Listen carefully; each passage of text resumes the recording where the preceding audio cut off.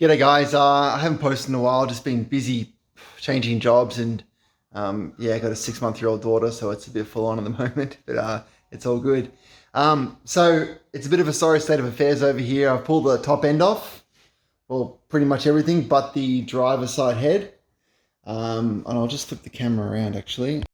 See, everything's been stripped down apart from the driver's side head. And in short, what did I find? Not much. The block's surface looks fine. The bore looks fine. The piston looks fine.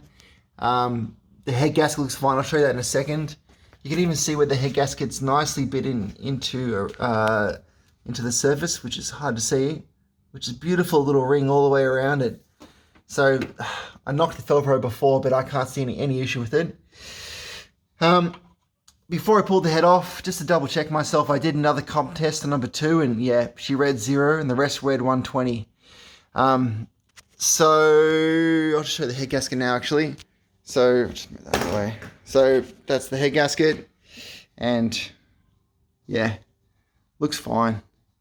It's a bit mangled because I accidentally dropped the head on it before, but yeah, as I said, this thing, no issues, and no issues with the head either. And I poured a bit of shell light down, put a spark plug in, and I've checked the valves. None of the valves are leaking. So yeah, it's looking like it's got a broken ring or 2 broken rings on number 2, and that means motor out. So yeah, look, I mean, I am disappointed. What can I say? But I mean, I always knew this motor wouldn't be here for a long time, just a good time. I'm just bummed I didn't get to drive down the track at least once in this thing, but you know, it is what it is. It's all part of it. Just have to move on. And I do have a plan in the short term, as in to get back into things straight away, but also long term, which is to get back into the turbo side of the build. And that, just quickly off the top of my head, will be something like 355 full billet bottom end, 4 bolts, bronze bushes, hydraulic roller.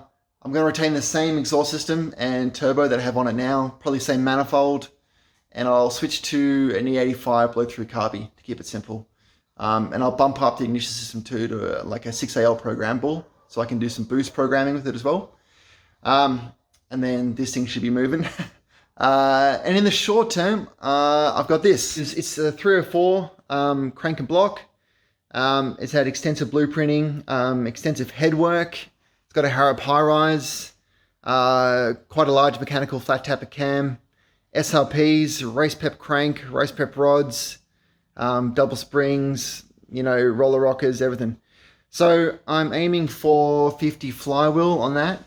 I'm going to put the Phytech on it as well, because that's rated at 600, because I already had that lying around, so I might as well use that again. And they'll go straight into this. Same transmission, same running gear, just bolt straight in. So once I have that done, I'll put that in, and then I'll probably do another video. But yeah, until then, you know, I'll keep you posted when I get any updates. I might do another video once I get this motor apart and find some broken rings, I'm guessing. Anyway, thanks guys, cheers.